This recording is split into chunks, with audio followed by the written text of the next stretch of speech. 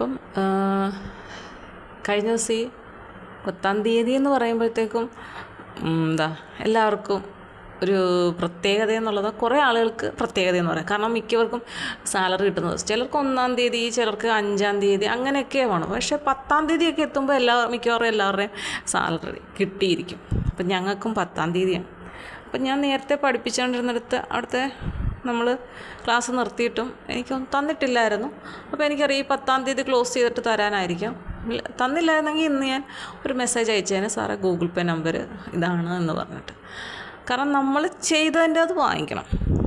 നമ്മൾ കഷ്ടപ്പെടുന്നുണ്ടെങ്കിൽ നമുക്ക് ഇപ്പം ഞാൻ ഒരു ജോലി ചെയ്യുന്നു, ഒരു സ്ഥാപനത്തിൽ പോയി ജോലി ചെയ്യുന്നെങ്കിൽ ആ ജോലി ചെയ്യുന്നത് എനിക്ക് എത്ര സ്ട്രെയിൻ ഉണ്ടാക്കുന്നുണ്ട്, എന്തെല്ലാം ബുദ്ധിമുട്ടുകൾ എനിക്ക് ഉണ്ടാക്കുന്നു എന്ന് എനിക്ക് മാത്രമാണ് അറിയാവുന്നത്, അല്ലേ?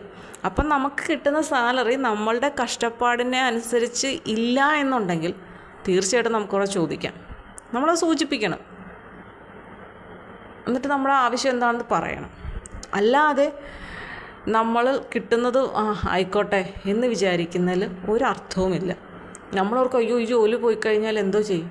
പക്ഷേ ഇന്നത്തെ കാലത്ത് ഒരു ജോലി കിട്ടുക എന്ന് പറയുന്നത് വലിയ ഭാരിച്ച കാര്യമൊന്നുമല്ല. ഇപ്പം നമുക്ക് ഗവൺമെൻറ് ജോലിയും അതുപോലുള്ള വലിയ വലിയ രീതിയിലുള്ള പൊസിഷനിലൊന്നും കിട്ടത്തില്ലെങ്കിലും ജോലി ഒരുപാട് ഉണ്ട് ചെയ്യാൻ. അത് ചില കഷ്ടപ്പാടുള്ള ജോലികളും ഒക്കെയാണ്, പലതരത്തിലുള്ളതാണ്. ഇപ്പോൾ ഇവിടെ പിന്നെ സാധനങ്ങളൊക്കെ കൊണ്ടുവരുന്ന ഒരു ചേച്ചിയുണ്ട്. അപ്പോൾ ആ ചേച്ചിയാണ് എല്ലാം. അപ്പോൾ ആ ചേച്ചി രാവിലെ ചെന്നിട്ട് ഇതെല്ലാം കൊണ്ടുപോകാനുള്ള എല്ലാം എടുത്ത് വണ്ടിയിലാക്കി ഇവിടെ ഇപ്പോൾ 2-3 പ്രാവശ്യം വന്നു ഒരെന്നൊക്കെ നമ്മൾ ഓർഡർ കൊടുക്കുമ്പോൾ. അപ്പോൾ അവരും ആ ഒരു ജോലി ചെയ്യുന്നു. നേരത്തെ ആണെങ്കിൽ സ്ത്രീകളല്ലായിരുന്നു, പുരുഷന്മാരായിരുന്നു കൂടുതലും ഇതുവഴി പോകുന്നത്. അപ്പം ഇന്ന് അവരാ ഒരു ഇതിൽ. അപ്പോൾ എനിക്ക് ആ ചേച്ചിയോടൊരു ബഹുമാനം തോന്നി. വണ്ടി ഓടിച്ച് ഈ രാവിലെ തൊട്ട് വൈകുന്നേരം വരെ ആയിരിക്കുമല്ലോ ഈ ഇത് ഇങ്ങനെ ഓരോ സാധനങ്ങൾ ഓരോരോ വീടുകളിൽ കൊണ്ടുപോകുന്ന വെയിൽ, മഴ എല്ലാം ആ ചേച്ചി കൊള്ളുന്നുണ്ടല്ലോ. അപ്പം അതെനിക്ക് ഭയങ്കര ഒരു ബഹുമാനം തോന്നിയിട്ടുണ്ട് ആ ചേച്ചിയോട്. അപ്പം ജോലിയെന്ന് പറഞ്ഞു കഴിഞ്ഞാൽ ഒന്നല്ലെങ്കിൽ ഒന്ന് നമുക്ക് എന്തായാലും നമ്മൾക്ക് ഒരു ജോലി വേണമെന്ന് നമ്മുടെ മനസ്സിൽ ഉദ്ദേശിക്കുന്നുണ്ടെങ്കിൽ മുട്ടുവിൻ തുറക്കപ്പെടും എന്നുള്ള രീതിയിൽ നമ്മൾ ശ്രമിച്ചാൽ തീർച്ചയായിട്ടും കിട്ടും. അപ്പോൾ ഇതും ഞാൻ ഈ നാട്ടിൽ വന്നിട്ട് ഞാനായിട്ട് എന്നോട് ഇങ്ങനെ ഉണ്ട്, കുഞ്ഞിത്രയൊക്കെ ആയി, ഇനി ഇച്ചിരി കഴിയുമ്പോൾ അങ്ങനെ പാടില്ല. ട്യൂഷൻ സെൻ്ററിലാകുമ്പോൾ രാവിലെയും വൈകുന്നേരം ഒരു ടൈമേ ഉള്ളൂ. അപ്പോൾ ഓക്കെയാണ്. അങ്ങനെ ഞാൻ അന്വേഷിച്ചു, അങ്ങനെയാണ് കിട്ടിയത്. അപ്പോൾ ഒരിടത്തുനിന്ന് നമ്മൾ ക്ലാസ് കഴിഞ്ഞു, ഇനി ഞാൻ അങ്ങോട്ട് പോകുന്നില്ല, ഇപ്പോൾ ഇവിടെ അവിടെ തന്നെയാണ്. അപ്പോൾ അന്ന് ആ ട്യൂഷൻ വേണ്ട എന്നുള്ള തീരുമാനത്തിലെത്തിയ സമയത്ത് എനിക്ക് ഭയങ്കരമായിട്ടും ഒരു ഫീലുണ്ടായിരുന്നു. അവർ പറഞ്ഞ റീസൺസിനെ കുറിച്ചും അല്ലെങ്കിൽ ആ ഒരു എമൗണ്ട് എനിക്ക് നഷ്ടപ്പെടുമ്പോൾ ഉണ്ടാകുന്ന ഫീലിങ്സ് ഭയങ്കരമായിരുന്നു. അപ്പോൾ ആദ്യമേ ഞാനിവിടെ അടുത്ത് പോകുന്നിടത്തുനിന്ന് എനിക്ക് കിട്ടിയ തുക എനിക്ക് ഒരിക്കലും ഉൾക്കൊള്ളാൻ പറ്റുന്നതല്ലായിരുന്നു. സാറത് എനിക്ക് തന്നതിന് ശേഷം എൻ്റെ അഭിപ്രായം ചോദിച്ചു. ഞാൻ വ്യക്തമായി സാറിനോട് പറഞ്ഞു, ഞാനത് അല്ല, അതിൽ കൂടുതൽ ഇനി പ്രതീക്ഷിച്ചെന്നും പറഞ്ഞു. അതിനുള്ള കാരണം എന്താണെന്നും വ്യക്തമാക്കി. അതിനുശേഷം കുട്ടികൾ വീണ്ടും കൂടി കഴിഞ്ഞപ്പോൾ ഈ മാസം എൻ്റെ മനസ്സിൽ ഇത്ര എമൗണ്ട് എന്നുള്ള രീതിയിലാണ് ഞാൻ വെച്ചിരുന്നത്. കാരണം ഞാൻ രാവിലെയും പോകുന്നുണ്ട്, വൈകുന്നേരം പോകുന്നത്. അപ്പോൾ രാവിലെ പോകുന്നത് ഒരു 6, 7, 8, 9, 10 ഇത്രയും ക്ലാസ്സുകൾക്കാണ് എടുക്കുന്നത്. അപ്പം രാവിലെ പിള്ളേർ കുറവാണ് വൈകിട്ടത്തെ അപേക്ഷിച്ച്. അതുകൊണ്ട് തന്നെ ഞാൻ സാറിനോട് അങ്ങോട്ട് പറഞ്ഞു, സാറേ ഒരു ഹെൽപ്പ് എന്നുള്ള രീതിയിൽ നമുക്ക് നോക്കാം, ഞാനും വരാം, എനിക്ക് ഈ വൈകുന്നേരം തരണം, ഓക്കെ, പക്ഷെ രാവിലെ വരുന്നതിന് എനിക്ക് സാറ് പ്രത്യേകിച്ചൊന്നും തരേണ്ട, അത് ഞാൻ ആഗ്രഹിക്കുന്നുമില്ല, അങ്ങനെയല്ല ഞാൻ വരുന്നതെന്ന് തന്നെ സാറിനോട് പറഞ്ഞിട്ടുണ്ട്. സാർ അതെങ്ങനെ കാൽക്കുലേറ്റ് ചെയ്തിട്ടാണ് എനിക്ക് എമൗണ്ട് തരുന്നതെന്ന് അറിയത്തില്ല. അപ്പം നമ്മുടെ ഒരു കാൽക്കുലേഷനിൽ സാറിനൊരു ബെനിഫിറ്റ് അതിൽ വെച്ചിട്ടാണ് സാറ് അങ്ങനെ ചെയ്യത്തുള്ളൂ. അതാണ് ഞാൻ കാൽക്കുലേറ്റ് ചെയ്തിട്ട് എനിക്ക് മനസ്സിലാവുന്നത്. അപ്പോൾ സാർ ഈ പ്രാവശ്യം ഞാൻ ഉദ്ദേശിച്ച ആ എമൗണ്ട് എനിക്ക് തന്നു. അത് പറഞ്ഞതുകൊണ്ടാവാം. അപ്പം ഞാനിത് പറയുന്നത് വെച്ചാൽ നമ്മളുടെ കഷ്ടപ്പാടും നമ്മളെങ്ങനെ ചെയ്യുന്നു എന്നുള്ളത് നമുക്കാണ് അറിയാവുന്നത്. അപ്പം നമ്മളെന്ത് ചെയ്യണം? ചോദിക്കേണ്ടടുത്ത് ചോദിക്കണം. കരയുന്ന കുഞ്ഞിനെ പാലുള്ളൂ എന്ന് കേട്ടിട്ടില്ലേ? അതേപോലെ തന്നെ നമുക്ക് കുറവുണ്ടെങ്കിൽ നമ്മൾ ചോദിക്കണം. ഇങ്ങനെയാണ്. അപ്പോൾ പറയണില്ല, തരാൻ പറ്റില്ല എന്നോ ഉണ്ടെങ്കിൽ നമ്മൾ അവിടെ നിന്നുകൊണ്ട് തന്നെ തൽക്കാലം എന്നുള്ള രീതിയിൽ അവിടെ നിൽക്കുക. അതിനൊപ്പം തന്നെ നമ്മൾ മറ്റൊരു ജോലി അന്വേഷിക്കുക. അന്വേഷിച്ച് എന്ത് ചെയ്യുക? അത് ശരിയാവുമ്പോൾ നമ്മളിവിടെ കാര്യം പറയുക, ഒന്നിറങ്ങുക. നമ്മുടെ റീസൺ പറയണം തീർച്ചയായിട്ടും. ഇത്രയല്ല, ഞാൻ അത്രയൊക്കെ കഷ്ടപ്പെടുന്നുണ്ട് എന്ന് പറയും. ചിലർ ഭയങ്കര സ്ട്രിക്റ്റായിട്ട് പറയും 8 മണിക്കിനകത്ത് വന്നിരിക്കണം, വൈകുന്നേരം 7 മണി കഴിയാതെ പോകാൻ പാടില്ല, ഉച്ചയ്ക്ക് അരമണിക്കൂർ അല്ലെങ്കിൽ 10 മിനിറ്റ് ഫുഡ് കഴിക്കാനുള്ള സമയം മാത്രം. പക്ഷേ അത്രയും നേരം ജോലി ചെയ്യാൻ ഓക്കെ, പക്ഷേ കിട്ടുന്ന സാലറി അതുപോലുള്ളതായിരിക്കണം അല്ലേ. അപ്പോൾ നമ്മൾ ചെയ്യുന്ന ജോലിയും അതിൻ്റെ ഒരു ഭാരവും അനുസരിച്ച് നമ്മൾക്ക് എന്തായാലും സാലറി അല്ലെങ്കിൽ ശമ്പളം നമുക്ക് വേണം. അപ്പം മറ്റൊരു കാര്യം ഇതിനകത്ത് ഇപ്പം പറയാമെന്ന് വെച്ച് കഴിഞ്ഞാൽ, അപ്പം നേരത്തെ ഞാൻ ജോലി ചെയ്തുകൊണ്ടിരിക്കുന്ന അവിടുത്തെ ട്യൂഷൻ വേണ്ടാന്ന് വെച്ചു. അപ്പം ഇന്നലെ എനിക്ക് അവിടുത്തെ സാറൊരു മെസ്സേജ് അയച്ചു. ഒരു ഉച്ചയൊക്കെ കഴിഞ്ഞപ്പോഴത്തേക്കും ജൂലൈ മാസത്തെ ശമ്പളം ഇത്ര രൂപ ഗൂഗിൾ പേ ചെയ്തേക്കട്ടെ എന്ന് ചോദിച്ചു. അപ്പോൾ ഞാൻ സാറിന് തിരിച്ച് മെസ്സേജ് അയച്ചു. ഞാൻ ക്ലാസ് എടുത്തുകൊണ്ടിരിക്കുകയായിരുന്നു. 12 ക്ലാസ് ഓക്കെ എന്ന് ഉള്ള രീതിയിൽ. കാരണം ഈ സാറ് പറഞ്ഞ എമൗണ്ട് എനിക്ക് വരാനുള്ള ഇതില്ല. കാരണം ഞാൻ എടുത്ത ക്ലാസ് ഇത്രയേ ഉള്ളൂ. ആ ക്ലാസ്സിനനുസരിച്ചുള്ള എമൗണ്ട് അല്ല, അതിൽ കൂടുതൽ ഒരു മാസത്തെ ഫുള്ളാണ് സാറ് എനിക്ക് എമൗണ്ട് ചെയ്തേക്കാമെന്ന് പറഞ്ഞത്. അതുകൊണ്ടാണ് ഞാൻ 12 ക്ലാസ് എന്നുള്ളത്. കാരണം അതിനപ്പുറത്തേക്ക് ടൈപ്പ് ചെയ്യാനുള്ള സാഹചര്യം അപ്പോൾ ഇല്ലായിരുന്നു. കാരണം പറയുമ്പോൾ അത് കുറച്ച് വിശദമായിട്ട് പറയണമല്ലോ, അത്രയും പറഞ്ഞിട്ട്. പക്ഷേ സാർ എന്താ ചെയ്തതെന്ന് വെച്ചാൽ, എത്രയാണ് സാർ ഉദ്ദേശിച്ച എമൗണ്ട് ഒരു മാസത്തെ ഫുള്ള്, ഞാനൊരു മാസം ഫുള്ള് പോയില്ല, ഒരു 4-5 ക്ലാസ് മറ്റോ കുറവാണ്. പകുതിക്ക് വെച്ചാണ് ഞാൻ അവിടുത്തെ ട്യൂഷൻ നിർത്തിയത്. അപ്പോൾ എനിക്ക് സാറ് ഫുള്ള് എമൗണ്ട് അയച്ചു തന്നു. അതെനിക്ക് ഒട്ടും ഉൾക്കൊള്ളാൻ പറ്റിയില്ല.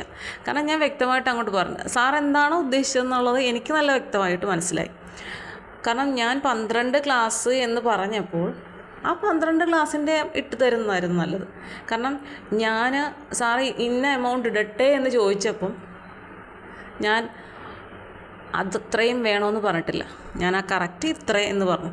സാറ് ഇട്ടു. എന്നിട്ട് ഞാൻ തിരിച്ചു വൈകുന്നേരം ആയപ്പം അങ്ങോട്ട് മെസ്സേജ് ഇട്ടു, സാറേ ഞാൻ ഇത്രയും എടുത്തിട്ടുള്ളൂ, എനിക്ക് അത് മാത്രം മതി, ബാക്കിയുള്ളത് എനിക്ക് തിരിച്ച് തന്നേ പറ്റുള്ളൂ, പ്ലീസ് ഒന്ന് തന്നെ ഉപയോഗിച്ചു, പ്ലീസ് സാർ എന്ന് പറഞ്ഞു. അതിൻ്റെ ഒരു കാൽക്കുലേഷൻ. അപ്പം എത്രയാണ് എന്ന് ചോദിച്ചു. ബാക്കി ഞാൻ അയക്കാണ്. അപ്പം പറഞ്ഞു, എങ്ങനെയാണോ മനസ്സിലാക്കിയത്, എത്ര എമൗണ്ട് വെച്ചാണ് എന്ന് മനസ്സിലാക്കിയിട്ടുണ്ടല്ലോ, ഇത്ര ഇല്ലെന്ന് മനസ്സിലായല്ലോ എനിക്ക്, അപ്പോൾ എങ്ങനെയാണോ മനസ്സിലാക്കിയത് ബാക്കി അയച്ചാൽ മതി എന്ന് പറഞ്ഞു. ഞാൻ ചോദിച്ചു, സാറേ എത്രയാണോ ഒരു ക്ലാസ്സിലെന്ന് വെച്ചിട്ട് സാറ് മറുപടി വന്നത് മനസ്സിലാക്കിയ രീതിയിൽ അയച്ചാൽ മതി എന്ന് പറഞ്ഞു. അങ്ങനെ ഞാൻ മനസ്സിലാക്കിയിട്ട് അത് കുറവാണ്, ഞാൻ എടുത്തത് കുറവാണെന്നാണ് എൻ്റെ ഒരു വിശ്വാസം. കൂടുതലൊന്നും ഒരിക്കലും ആവത്തില്ല, ഞാൻ എടുത്തത് കൂടുതലായിട്ടില്ല. ഞാൻ ബാക്കി എമൗണ്ട് തിരിച്ചയച്ചു. സാർ ഓക്കെയും പറഞ്ഞു. കാരണം ഇപ്പം ഞാൻ ചെയ്ത ആ ഒരു ജോലി എത്രയായിരുന്നു അതിന് എനിക്കുണ്ടായ, ഞാൻ കഷ്ടപ്പെടുക വെച്ചാൽ നമ്മളൊരു 5:30 ആകുമ്പോഴത്തേക്ക് എഴുന്നേറ്റ് കുഞ്ഞുണ്ട്, അവളെ നോക്കിയ ശേഷം റെഡിയായിട്ട് ഒരു 10-15 മിനിറ്റോളം സൈക്കിൾ ചവിട്ടിയിട്ടാണ് നമ്മൾ ആ സെൻറ്റർ വരെ എത്തുന്നത്. തിരിച്ച് ഇറങ്ങുമ്പോഴെന്ന് വെച്ചാൽ ചിലപ്പോൾ എന്തെങ്കിലും കാര്യങ്ങളുണ്ടെങ്കിൽ അതും കഴിഞ്ഞിട്ട് തിരിച്ച് ഇവിടെ വരെ വരണം. അപ്പം അങ്ങനെ ഇത്രയും ദൂരം 2 മണിക്കൂർ നിന്നുകൊണ്ടാണ് ക്ലാസ് എടുക്കുക. 2 മണിക്കൂർ നമ്മൾ സംസാരിക്കുന്നതാണ്. അതനുസരിച്ച് അവിടെ സാലറി ഉണ്ട്. ഓക്കെ, നമ്മൾ ആ പോകുന്നു വരുന്നു എന്നുള്ളത്. അപ്പം നമ്മൾ ആ കഷ്ടപ്പെട്ടത് എനിക്ക് അത് മതി അല്ലേ, അതിൻ്റെ അപ്പുറത്തേക്ക് ഒന്നും വേണ്ട. ആദ്യം എനിക്ക് ആ ഒരു ജോലി നഷ്ടപ്പെട്ടപ്പോൾ ഞാൻ ചിന്തിച്ച് വരികയാണ്, അത്രയും എമൗണ്ട് എൻ്റെ ഒരു സാലറിയിൽ നഷ്ടമാകുമല്ലോ എന്ന്. പക്ഷേ ഈശ്വരൻ അല്ലെങ്കിൽ നമ്മളുടെ ഒരു വിശ്വാസം എന്ന് പറയാം, അത് എനിക്കുണ്ടായിരുന്നു. ഒന്ന് നഷ്ടപ്പെട്ടാൽ മറ്റൊരു നേട്ടം എനിക്കുണ്ടാകും. അന്ന് ഞാൻ ആ സ്റ്റാറ്റസ് ഇടുകയും ചെയ്തു. ഇവിടുത്തെ സാറപ്പം തമ്പ് എനിക്ക് അയച്ചു തരുകയും ചെയ്തു. സാറിനോട് ഞാൻ പറഞ്ഞിരുന്നു കാര്യം. അതേ സംഭവം ശരി. എനിക്ക് അവിടെ ആ ഒരു ജോലി നഷ്ടപ്പെട്ടപ്പോൾ അവിടെ എനിക്ക് എത്ര രൂപയാണ് ഒരു മാസം കിട്ടിയത്, ആ എമൗണ്ട്, അത്രയും സംഖ്യ, ആ എമൗണ്ട് കൂടി ഇപ്പോൾ ഞാൻ ജോലി ചെയ്യുന്ന സ്ഥാപനത്തിൽ നിന്ന് അധികമായിട്ട് എനിക്ക് കിട്ടാൻ തുടങ്ങി. നേരത്തെ കിട്ടിയതിനേക്കാട്ടിലും അത്രയും ശമ്പളം കൂടെ കൂടുതൽ വന്ന്. കാരണം കുട്ടികൾ കൂടി ഞാൻ എടുക്കുന്ന ആ ഒരു ബാച്ചിൽ. അപ്പം അതിൻ്റെ ഒപ്പം തന്നെ ഇവിടെ വീടിനടുത്ത് തന്നെ 2 കുട്ടികളുണ്ട്. അതിലൊരു ചേച്ചി, ഒരു കുട്ടിയുടെ അമ്മയാണെങ്കിൽ ഒരുപാട് എന്നെ പറഞ്ഞു. ഞാൻ പറഞ്ഞു, ചേച്ചി എനിക്ക് സമയമില്ല, ശനി ഞായറും ഈ വ്യാഴം എന്ന് പറയുന്ന ഒരു ദിവസമാണ്, 3 ദിവസമാണ് കിട്ടുന്നത്. അതുകൊണ്ട് കുട്ടികൾക്കത് പറ്റുമോ പറഞ്ഞു, ബാക്കി ഞങ്ങൾ എങ്ങനെയെങ്കിലും പഠിപ്പിച്ചോളാം, സൗമ്യ എടുത്തേ പറ്റുള്ളൂ എന്ന് ഭയങ്കര റിക്വസ്റ്റായിട്ട് പറഞ്ഞപ്പോഴത്തേക്കും, ഒരിക്കലും വിദ്യ എന്നുള്ളത് നമുക്കൊരിക്കലും ആർക്കും നിഷേധിക്കാൻ പാടില്ല. ഞാൻ പഠിച്ച ഒരു രീതിയാണ്, നമുക്ക് ഒരാൾക്കൊരു കാര്യം പറഞ്ഞു കൊടുക്കാൻ പറ്റുന്നുണ്ടെങ്കിൽ, അത് അവരാഗ്രഹിക്കുന്നുണ്ടെങ്കിൽ നമ്മൾ തീർച്ചയായിട്ടും പറയാം. അപ്പം ഞാൻ ശരി ചേച്ചി അങ്ങനെയാണ് എന്നുണ്ടെങ്കിൽ ഞാൻ എടുക്കാം എന്ന് പറഞ്ഞു. അങ്ങനെ 2 കുട്ടികൾക്ക് എടുക്കുന്നുണ്ട്. അപ്പോൾ അവരുടെ എമൗണ്ടും ഇന്നലെ എനിക്ക് തന്നു. അപ്പോൾ ആദ്യം ഒരു എമൗണ്ട് എന്നോട് പറഞ്ഞു, ഇത്രയും വെച്ച് തന്നേക്കട്ടെ. ഞാൻ പറഞ്ഞു ആയിക്കോട്ടെ എന്ന് പറഞ്ഞു. ഞാനൊന്നും പറയാൻ പോയില്ല. അത് കഴിഞ്ഞ് പിന്നെ ഒന്നുകൂടെ എന്നെ വിളിച്ച് എത്രയാണ് ഫീസ്. ഞാൻ പറഞ്ഞു അവിടെ ഇത്രയാണ് എമൗണ്ട്, പിന്നെ ഞാൻ എല്ലാ ദിവസവും എടുക്കുന്നില്ലല്ലോ, അപ്പം നിങ്ങളത് കാൽക്കുലേറ്റ് ചെയ്ത് എങ്ങനെയാണെന്ന് വെച്ചാൽ തന്നാൽ മതി, എനിക്കൊരു പ്രശ്നവുമില്ല എന്ന് പറഞ്ഞു. അപ്പം അവരത് കാൽക്കുലേറ്റ് ചെയ്തു, എനിക്ക് അയച്ചു തന്നു. കുഴപ്പമില്ല, ഹാപ്പി. അപ്പം എനിക്ക് ആ ഒരു എമൗണ്ടോടെ കിട്ടിയപ്പം ഓക്കെ. അപ്പം ആദ്യമേ ഞാൻ ഒരുപാട് വിഷമിച്ചു ആ ജോലി പോയി എന്നുള്ളത്. കാരണം നമ്മുടെ ഒരു കാൽക്കുലേഷനിലൊരു വ്യത്യാസം വരികയാണ്, ഒരു ജോലി നഷ്ടപ്പെടുക. പിന്നീട് അത് മറ്റൊരു രൂപത്തിൽ എന്നിലേക്ക് ആ എമൗണ്ട് എത്തിയപ്പോൾ ഐ എം ഹാപ്പി. അവിടെ 10-60 കുട്ടികളെ പഠിപ്പിക്കുമ്പോൾ കിട്ടുന്നത് ഇതിൻ്റെ കൂടെ കുറച്ച് കുട്ടികളെ ഒപ്പം കിട്ടുന്നതാണ്. പ്രത്യേകിച്ചൊരു ദിവസം പോകണ്ട, ഇതിനൊപ്പമാണ്. അതുകൊണ്ട് കുറേ കാര്യങ്ങളിൽ നമ്മൾ സമാധാനം, വണ്ടിക്കൂലി മുടക്കണ്ട, ഇവിടെ നിന്ന് രാവിലെ നടന്നങ്ങോട്ട് പോകാവുന്ന ദൂരമേ ഉള്ളൂ, എന്തെങ്കിലും ഒരു അത്യാവശ്യം ഉണ്ടെങ്കിൽ പെട്ടെന്ന് തിരിച്ചു വരാം. അപ്പം അതുകൊണ്ടെല്ലാം ഞാനിങ്ങനെ സമാധാനമായിട്ടിരിക്കുകയാണ്. പിന്നെ ഇതിനൊപ്പം എന്തെങ്കിലുമൊക്കെ കൂടെ ചെയ്യണം എന്നുള്ള ഒരു ആഗ്രഹം മനസ്സിലുണ്ട്. കാരണം ചെയ്യാനാണെങ്കിൽ ഒരുപാട് കാര്യങ്ങളുണ്ട് അല്ലേ. നമുക്ക് പൈസ എത്ര നമ്മൾ സാധാരണക്കാർ, എന്നെപ്പോലുള്ള സാധാരണക്കാർക്ക് എപ്പോഴും പൈസ എന്ന് പറയുന്നത് 100 കൂട്ടം കാര്യങ്ങളാണ് നമ്മുടെ ചുറ്റിലുമുള്ളത് അല്ലേ. പ്രത്യേകിച്ച് ഒരു കുടുംബമായി കഴിഞ്ഞ് കഴിഞ്ഞാൽ നമുക്ക് തൊട്ടതിനും പിടിച്ചതിനും എല്ലാത്തിനും നമുക്ക് പൈസ തന്നെ വേണം. ഇപ്പോൾ കുഞ്ഞുങ്ങളുള്ളതുകൊണ്ട് നമുക്ക് വലിയ കുട്ടികളൊക്കെ ആണെങ്കിൽ നമുക്ക് നടന്നൊക്കെ പോവാം. കുഞ്ഞൊക്കെ ആകുമ്പോഴത്തേക്കും നമുക്ക് ഹസ്ബൻഡ് നാട്ടിലില്ലെങ്കിൽ നമുക്ക് ഓട്ടോയൊക്കെ വിളിച്ച് പോകാനേ പറ്റുള്ളൂ. കാർ ഇവിടെ കിടപ്പുണ്ടെന്ന് പറഞ്ഞിട്ട് കാര്യമുണ്ടോ? ഓടിക്കാൻ അറിയണ്ടേ? കാറ് ഓടിക്കാൻ അറിയാമെങ്കിൽ ഇവിടുത്തെ കാർ ഞാൻ ഓടിക്കത്തില്ല. ദൈവം വെല്ലോടെ മുട്ടിയിട്ട് എനിക്ക് വയ്യ അതിൻ്റെ പുറകെ നടക്കാൻ. അപ്പോൾ അതുകൊണ്ട് അങ്ങനെ അപ്പം നമ്മൾ ആ ഒരു രീതിയിൽ പോവാണ്. അപ്പോൾ എല്ലാവർക്കും പൈസ ആവശ്യമാണ്. ഇപ്പോൾ ഞാൻ ഇടയ്ക്കൊക്കെ ചിന്തിക്കും, ഇപ്പോൾ ഒരുപാട് പണമുള്ള സിനിമാ നടന്മാരും നടിമാർ, അവരൊക്കെ എത്രയോ നമുക്കൊരു ദിവസത്തെ ചിലവ് എന്ന് പറയുമ്പോഴത്തേക്കും ചിലപ്പം ഒരു 100-200 രൂപയ്ക്കൊക്കെ ആയിരിക്കും നമുക്ക് ഒരു ദിവസത്തെ ചിലവെന്ന് പറയുന്നത്. വീട്ടിലേക്കൊക്കെ കാര്യങ്ങൾക്ക് അത്ര പോലും വേണ്ടാത്തവരുമുണ്ട്. അപ്പം അങ്ങനെ നമ്മൾ ചെറിയ രീതിയിൽ കാൽക്കുലേറ്റ്. പക്ഷേ ഒരു ദിവസം തന്നെ 20,000 രൂപയോ അതിന് മുകളിലൊക്കെ ചിലവാക്കുന്ന മനുഷ്യരില്ലേ ഒരു ദിവസം ഒരാളുടെ കാര്യത്തിന് 20,000 രൂപയ്ക്ക് മുകളിൽ.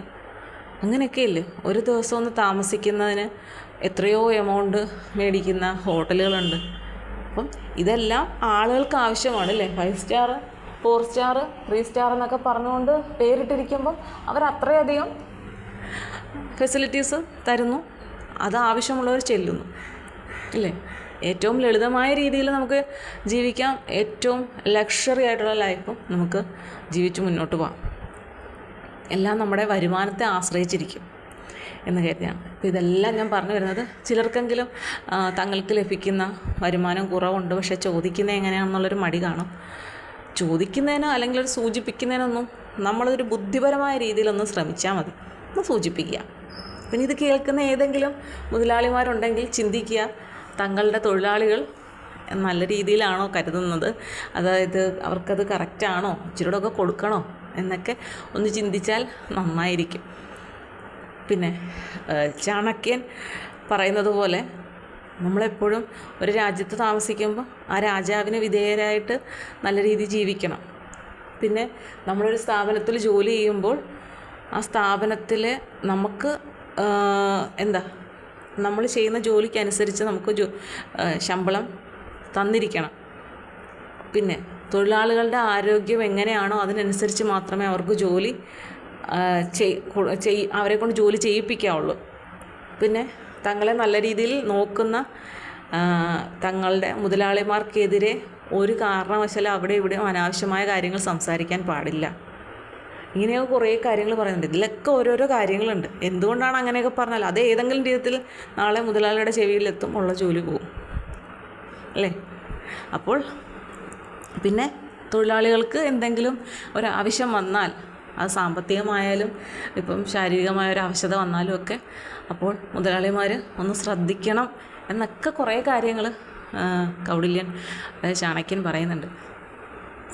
അപ്പോൾ ഇതൊക്കെ ഞാൻ പറഞ്ഞത് നമ്മൾക്ക് ഇല്ല എന്ന് ഓർത്ത് വിഷമിക്കുകയൊന്നും വേണ്ട, അല്ലെ നമുക്ക് നഷ്ടപ്പെട്ട ഒരു ജോലിയെക്കുറിച്ച് ഓർത്ത് വിഷമിക്കുകയൊന്നും വേണ്ട. അതല്ലെങ്കിൽ മറ്റൊരു ജോലി തീർച്ചയായിട്ടും നമ്മളെ തേടി വരും.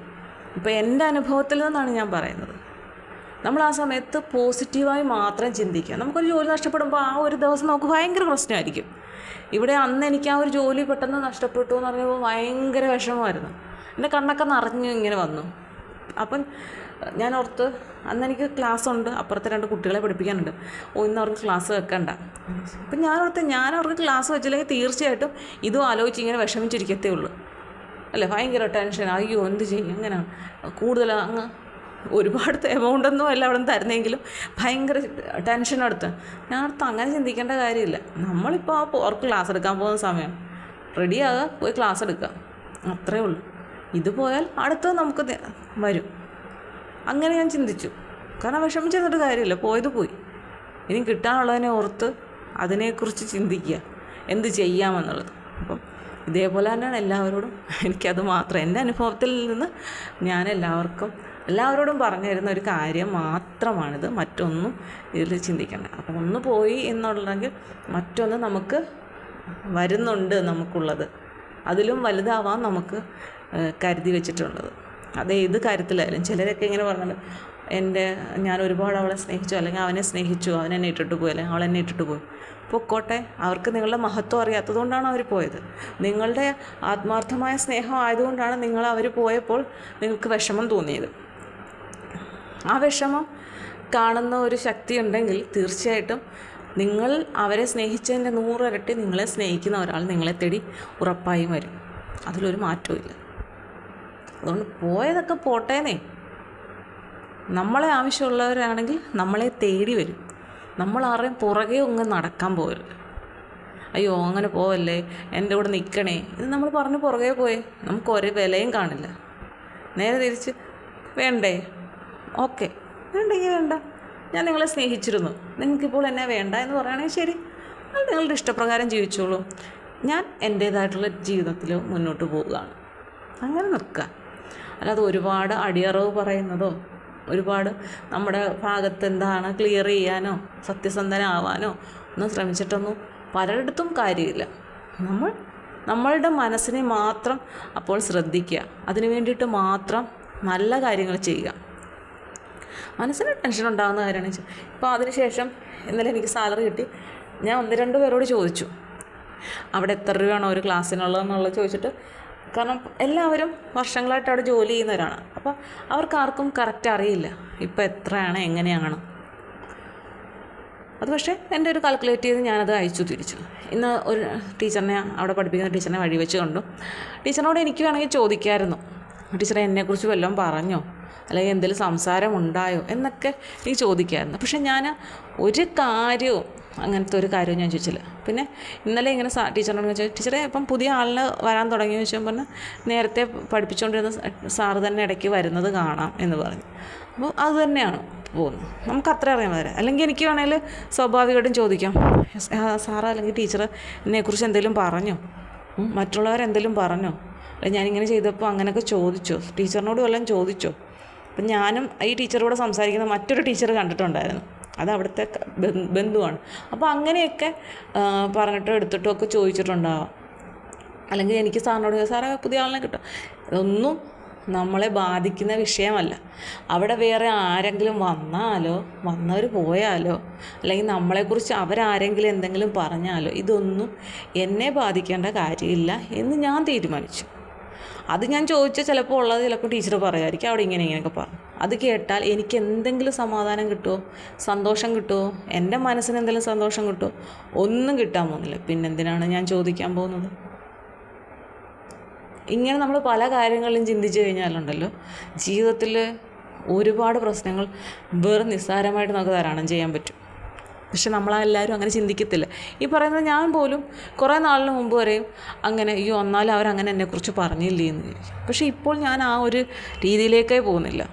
ഞാനിതാണ്, ഞാൻ എന്ത് ചെയ്യും, ഞാൻ എന്ത് പറയും എന്നെനിക്ക് ബോധ്യമുണ്ടെങ്കിൽ മറ്റാരെന്ത് പറഞ്ഞാലും ഇട്ടേക്കുക അല്ലേ. ചില കാര്യങ്ങൾ നമുക്ക് അവർ അങ്ങനെ പറഞ്ഞു എന്നൊക്കെ കേൾക്കുമ്പോൾ എന്ത് ശബ്ദമാണ്. ബുള്ളറ്റിന് സൗണ്ട് കുറയ്ക്കണം, അതിൻ്റെ ഇതൊക്കെ മാറ്റി അങ്ങനെയാണ് ഇങ്ങനെ ഹൈക്കോടതി അങ്ങനെ പറഞ്ഞെന്നൊക്കെ പറഞ്ഞിട്ട് ഒന്നുമില്ല. ചില വണ്ടിക്കൊക്കെ ഭയങ്കര ശബ്ദമാണ്. അപ്പം ഞാൻ പറഞ്ഞു വന്നത്, നമ്മളെ കുറിച്ച് ആരും മോശമായിട്ട് പറയുമ്പോൾ കേൾക്കുമ്പോൾ ഒരു വിഷമം തോന്നും, പിന്നീട് അതിനെ അങ്ങ് വിട്ടേക്കുക. ഒരിക്കലും മനസ്സിലേക്ക് അത് കയറ്റി വെക്കരുത്. മനസ്സിൽ കയറ്റാനായിട്ട് ഒരുപാട് സന്തോഷങ്ങൾ നമ്മുടെ ജീവിതത്തിലുണ്ടാകും. അതൊക്കെ മാത്രം മതി. ശരിയല്ലേ?